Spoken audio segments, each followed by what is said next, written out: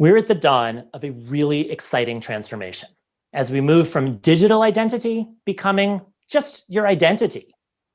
With the last 6 months, particularly with shelter in place and many people working from home, that division between online and offline has become increasingly blurred. And at the center of all of that is authentication technology. Because if you have one strong digital identity, but can't be sure that only you have access to it, then everything else falls like a house of cards. So I'm really excited to be here today at the Authenticate Conference, working on how do we move and embrace this transformation, and how can FIDO be a part of that transition. My name is Mark Risher. I work at Google, where I lead identity, authentication, and security overall.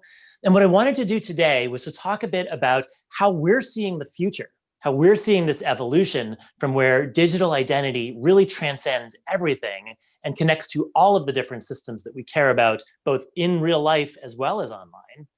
And then together to talk about how we can evolve these systems, evolve the standards, evolve everything we're working on so that we can collectively deliver upon that promise and usher in a new and exciting future of technology.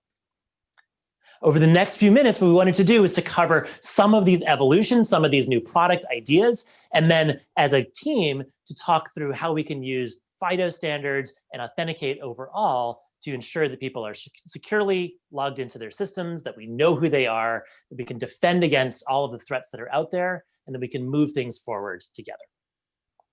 So what do we mean by identity? And it's worth beginning at that point because many people have very different understandings or definitions. To some people, identity is an email address. And in fact, for many of us in this audience, when we first came online, our identifier was email because that was something we used every single day. But at the same time, for well over half the planet, this string with an @ sign in the middle is completely meaningless and irrelevant to them. So that's not identity for them. For other people, a phone number might be identity. They look at the most commonly used form of communication today, and that's how they authenticate, that's how they prove who they are. But again, how does this fit together? It's not complete, it's not exhaustive, and it doesn't really touch on all the facets of identity. For much of my engineering team, identity is really just an opaque identifier, a 64-bit integer that allows them to do lookups within internal databases and merge together all of the various data streams that they care about. And for others, it might be a bespoke identifier, like my handle on Twitter or on Instagram or WhatsApp, various social networks, how people connect those together. But first and foremost, what we mean by identity, what I mean by identity, is me.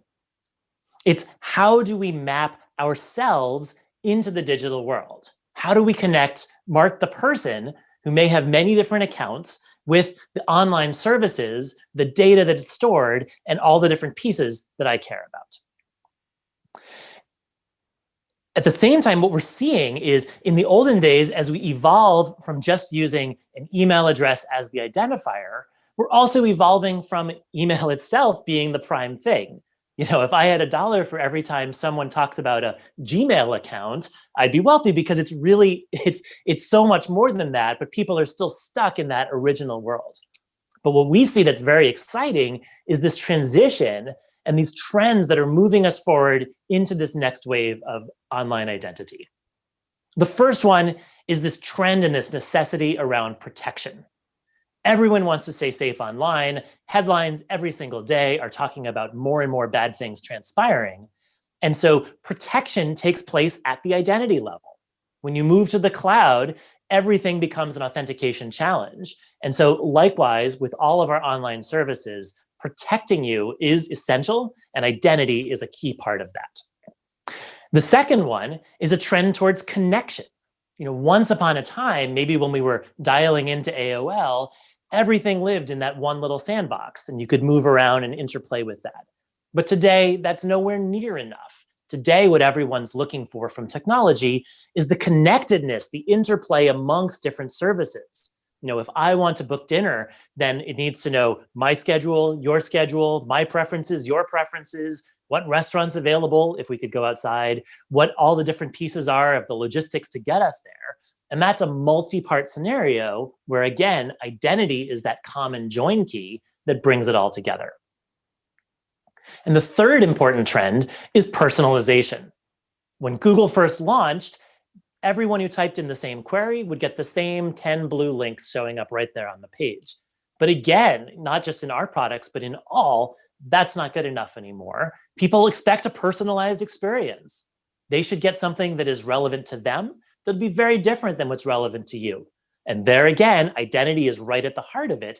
That's how we anchor on the you, on what is it that we're personalizing and what is the service that we're delivering for the individual. And so as those trends come together, we see an increasing need, an increasing demand placed upon our identity and our authentication systems. At the same time, our whole world of technology is facing tremendous headwinds due to eroding trust. It comes as no surprise, this techlash, but in fact, the pressures continue rising. There are more and more people out there that both expect more from technology, but that are cynical or skeptical of how it is that we operate, what it is that we collect, and how it all fits together. And so there's a tremendous need to improve upon that.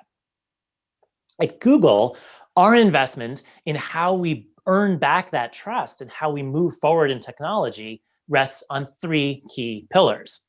The first of these principles is that we protect your information. We need to keep it secure. We need to ensure that, sine qua non, you are the only person who can get into that data. Nobody else can access it without you having control over that. And that allows people to begin building more and more upon it. The second pillar is that we need to treat that data responsibly. We need to ensure that we are upholding the contract that we've got with each and every one of our users, that we are managing internally, that we are providing transparency on how things fit together, and that we're allowing users to make decisions on what should happen. And then the third pillar, which builds upon all of it, is that the user is in control. In every single place, we want to allow our users to choose how they interact with products, what data they share, how they engage, and that collectively that they then can understand and they can set the requirements for when should a piece of information be used, when should it be expunged, how should it flow amongst all those different connected systems that we talked about. We firmly believe that by investing in all three of those pillars, we can provide a trustworthy experience, and then we can live up to the potential that both our users see in us and that we see in the technology world moving forward. So let's dive into that first piece, that secure part, which I think is the most relevant and the most pertinent for the audience here today. Probably unsurprisingly, the 800-pound gorilla in the room is phishing. While headlines talk every single day about, ODAs and malware and advanced persistent threats, these are real, but for the vast majority of people, and certainly by volume, the most concerning and the most dangerous threat is from phishing. In fact, to share a bit of our experience from a Google standpoint, we have recently invested in our built-in password checkup. This scans through any passwords that you saved online, anything for all the different third-party sites that you engage with, and then compares them against a breach database that we've assembled from research from throughout the deep dark web, from throughout the internet as a whole. We've recently brought that up well in excess of 8 billion unique username and password pairs. And as we run through that, we find a tremendous amount of password reuse and a tremendous amount of people relying on compromised passwords. That's because while it's not nearly as sexy as building an ODA exploit, it is much, much more effective and so much cheaper to operate. And so phishing runs at scale. But fortunately, I don't need to tell you, we have an antidote for that. And the antidote is the security key technology that FIDO has been driving from the beginning. In fact, we're so confident that we've deployed it at Google for 100% of our employee and temp vendor base. And since doing that, since achieving that milestone in 2017, we've had 0 cases of password phishing. That's because this technology works. It's incredibly effective. It's incredibly simple. Users don't even know what's going on, but they find that they are just not getting phished. And so that's why it's such a big bet for us from the employee proof point that we've been working over the last several years to try to roll it out into the real world, starting with the highest risk users that use Google services.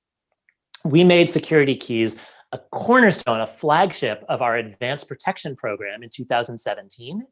We then expanded in 2019 to allow people to use their phone and either the secure element or a software-based security key built into the phone.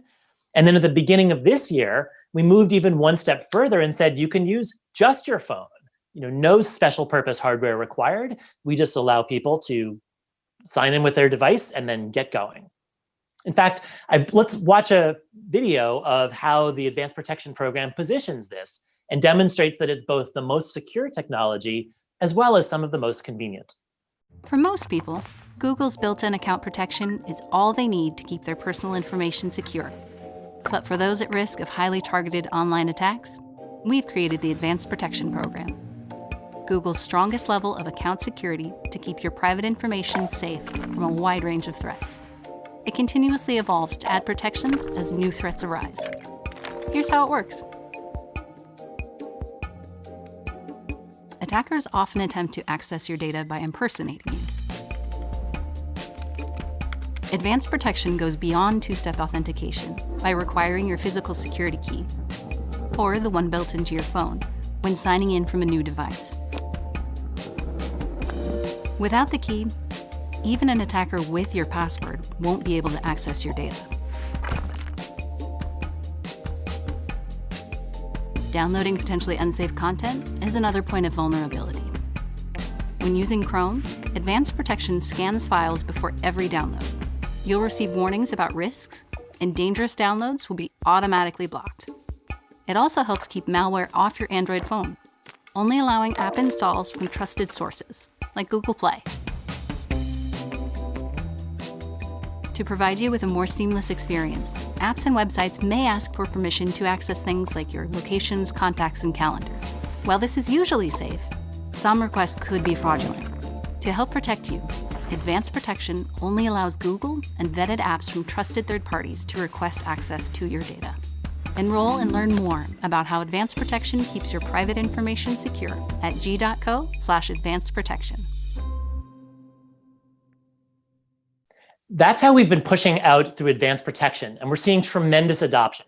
In fact, earlier this year, we were able to get an arrangement going with a nonprofit called Defending Digital Campaigns that allowed us to offer physical security keys for free to any approved and recognized federal campaign, either congressional or presidential.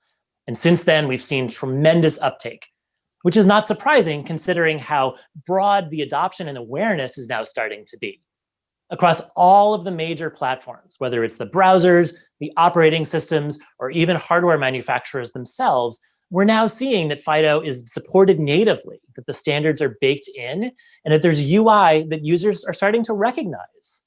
When I first joined Google, the user interface that said touch your security key was very clearly built directly by the engineers that had done the integration. But now we've been able to move that into the actual front end team, the people who should be doing this, and building something that feels native and that uses built-on device sensors like a Touch ID or a face in conjunction with WebAuthn. And so that's why we're seeing a lot of adoption, a lot of awareness out there. We're also seeing increased knowledge among the cognoscenti. We're seeing, newspaper articles, not just the tech press, but mainstream press, talking about how to use a security key, what's the best security key. There's actually bake-offs and comparisons. We're seeing, adoption in various high-risk segments, whether it's the political that I mentioned before, journalists who are frequently tweeting about how they recommend for their newsrooms, or even Crypto Girl who's saying that, for Bitcoin trading, which seems to be, purpose-built for phishing, really, that security keys are the most effective and really the sort of bottom line for how you should be defending yourself. We do, however, still have some challenges when it comes to hardware. So we've mentioned that we've been working on the phone within Google. Many of you know that, unfortunately, this is right now limited to signing in for Google. And even there, we still do see compatibility issues that we're trying to stamp out. Bluetooth stacks are not what they're promised to be. The variation amongst different manufacturers make this challenging. So there's work for all of us there to push this technology, which I think is much more likely to see mainstream adoption, so that it works 100% of the time across all different variations of devices. Back to the physical keys, though, there is still a need, and there's a challenge there as well. We've been trying to work on how do we make it fit and feel right? How do we make something that people want to carry around with them? Or if they don't carry around, that they don't just throw it in a drawer and then lose it when they need it. And so there's some hardware form factor things to work through. There are also questions around communications protocols. We've had USB for years, but as ports keep changing on different devices, that sometimes confuses people. NFC has some challenges. It's becoming more universal, but where do you line it up on the back of your phone? That can be a challenge. And then Bluetooth. We had an unfortunate incident with some Bluetooth integration last year, but still from that, as I mentioned, the Bluetooth drivers and stacks are not where they should be. And the reliance on a battery makes this less than perfect for that emergency when you need to re-authenticate and just can't find the key or find it and it's got a dead battery. There's also been some fear, uncertainty, and doubt spread around the provenance of these different keys.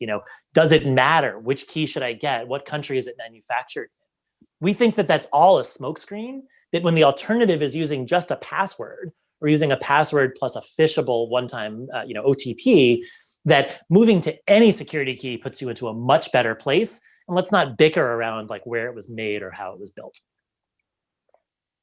Beyond the hardware challenges, though, there's some other pieces, which is how do we get people to use them and how do we fit it into their workflow? The other 800-pound gorilla is account recovery. As we have started pushing security key technology broader and broader and gotten to a much less savvy audience, we've unfortunately seen a very disturbing spike in the number of recovery or lockout incidents, where somebody maybe sets up and they have the keys at the moment, but then they lose them, or they don't realize how important they are, or they only have one, and so they're up the creek without a backup. These are real challenges, and I'm pleased to hear that Authenticate, or rather that FIDO, has a session set up around recovery, because I think that's one of the most challenging issues around not just authentication, but digital identity overall. A lot of people talk about self-sovereign identity and this idea that you could just generate a public-private key pair from some entropy you've got lying around, and then you're good to go forever. But seeing the types of recovery and lockout numbers that I see, I have really no faith in that as a durable way to build an identity, particularly if your services are permanently bound to it, and therefore losing it requires you to just refresh and start again, have a digital rebirth. So we think that using a large service provider with multiple factors is most likely how many people will engage, even if they generate their identity in their public-private key pair themselves. And so recovery remains one of the biggest challenges for me in this space. Finally, though, the other big and important emerging trend is the move towards next-generation platforms. In 1988, Mark Weiser, who was at Xerox PARC at the time, coined the term or popularized the term of ubiquitous computing. And in that, he talked about how computers should be quiet, they should fade into the background, and they should help you accomplish your task. And that, maybe it took longer than he anticipated, but that's the dawn that we're at right now with technology. As we move from a PC, which sat on your desk, to a phone, which carries with you, to then the computer fading into the background and just being around you. Not in a creepy way, but in an empowering way, in a way that we're starting to see with smart digital assistant, with shared devices that sit in the home, with sensors that are built into televisions and smart displays and speakers and all these different apparatus that we put in our households. As we engage with those, it's really important that we think through what does authentication mean in those types of environments. And so we at our company at Google have been thinking about what does that device bootstrapping look like? Does it always involve taking your phone, using a FIDO authenticator to set up the phone, and then using the phone over a different protocol to talk to the device? Or is there a special IoT way that we want to get these smart televisions and smart toasters to be able to know our accounts, connect to our identities, and seamlessly interact with all the different pieces around the world? And so that brings me to FIDO and why we're here today, which is what is this forum for? some people have even asked me, now that the standards are out there, now that we generally have it working on most of the web browsers and most of the operating systems, are we done? Is it time to sort of wrap up and move on? But I think far from it, like quite the opposite. Standards have a way of plateauing and then not embracing some of these additional themes and these additional trends. So the work towards IoT, the work towards account recovery, the work towards getting that truly ubiquitous form factor, there's plenty ahead of us. And I'm really excited to have everyone here today at this conference so that we can team up and collectively embrace that and move forward. We're at this very exciting, very interesting, and very momentous transformation from the technology and the platforms that we've used in the past, signing into an email account on a laptop that stays, fixed on your desk, into this much more transformative, ubiquitous computing world where the sensors are always there, the computer is always at your beck and call, but it needs to know who you are. The you, as I've said, is our digital identities, which increasingly are our real world identities. And authentication and the FIDO standards lie right at the heart of it. I'm so excited to be part of this organization. I'm really glad to be kicking off this summit for you all today.